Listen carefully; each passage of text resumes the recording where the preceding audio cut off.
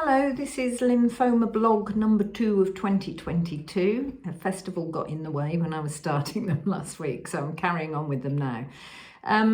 I talked a little bit about symptoms, and I've posted some pictures for you already about the symptoms of lymphoma, but basically they fall into two categories, Hodgkin's lymphoma, and then under the umbrella of non-Hodgkin's lymphoma, there are a lot, and I come under that umbrella of non-Hodgkin's lymphoma.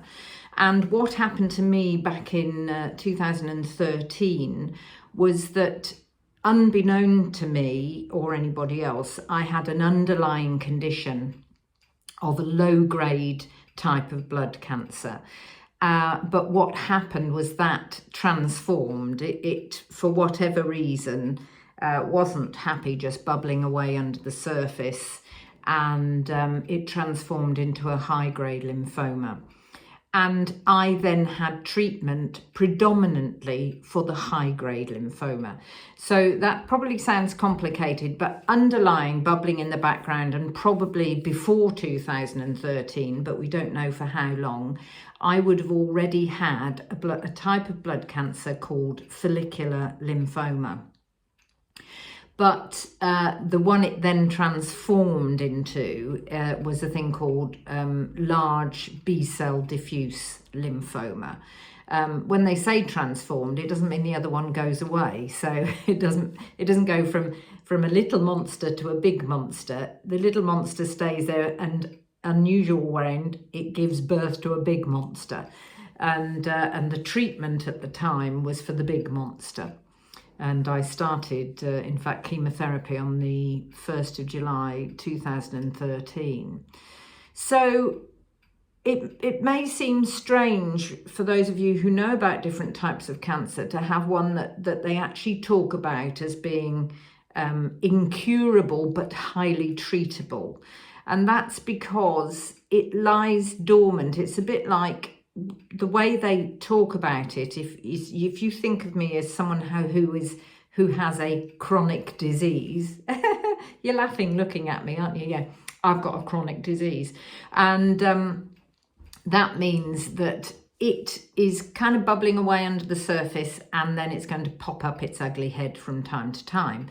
But the thing is, we don't know when it's going to do that, and the reason it's incurable is because it's incredibly slow growing. So back in the day when they were treating me with chemotherapy and my particular mix of chemotherapy drugs, it is so slow going that it means the treatment misses those slow growing cells. So it just keeps regenerating itself from time to time.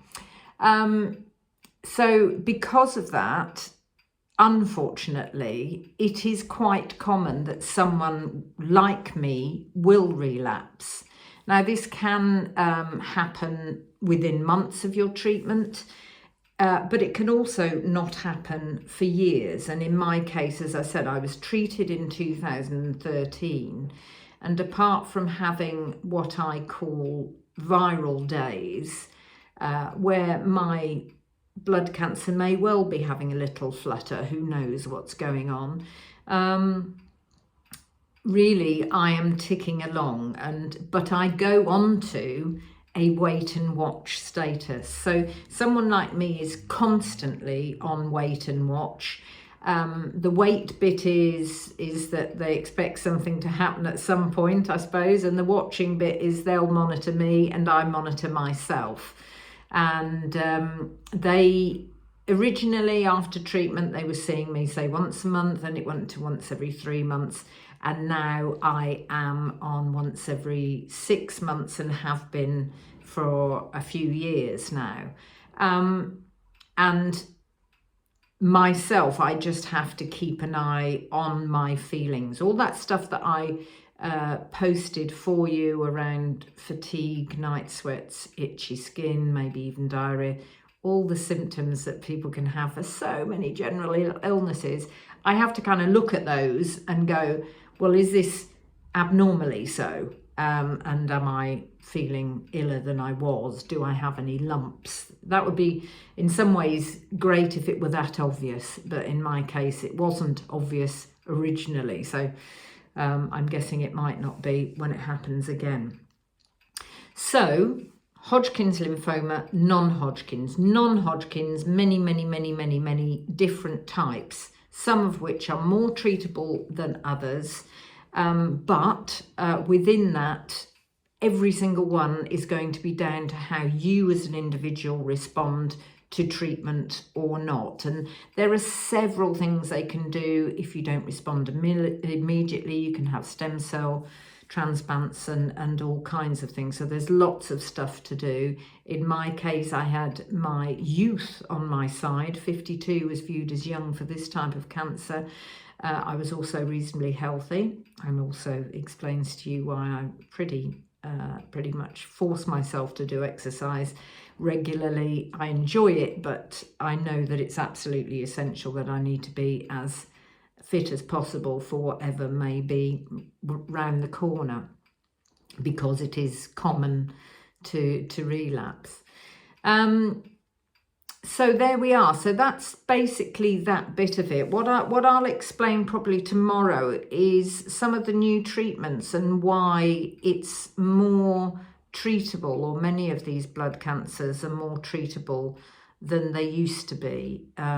Certainly if you'd had my kind of diagnosis 10 years before I had it, the prognosis may not have been so good. And it's like most cancers, we are lucky that research does persist in these areas, and that new medicines arrive and new types of treatments. So there's always everything to hope for. And in terms of your bodies, I'll probably say this every day, bearing in mind how general some of these symptoms are, just be vigilant. And I know with the current state of the NHS service being so run down and so overstretched, that for anybody who is feeling permanently ill, permanently fatigued, and all of those kinds of things, and not being able to get an appointment, I can understand how that's a huge issue for you and for many other people, and my heart goes out to you. In my sense, while some of you might not feel it for me, I do feel lucky, particularly in the modern time, that I am already in that system. So in many ways, I can bypass the doctor and go straight to my experts. But, you know, if you have to camp on your doctor's doorstep, if you really are just constantly run down, or constantly having drenching night sweats, or really itchy skin, or constant diarrhea, actually it might not be symptomatic of this type of thing, but if it's persistent, it's symptomatic of something not being right. So do go and lie on the bonnets of their cars, or sit on their doorsteps if you can. And yeah, see you tomorrow. All right, bye.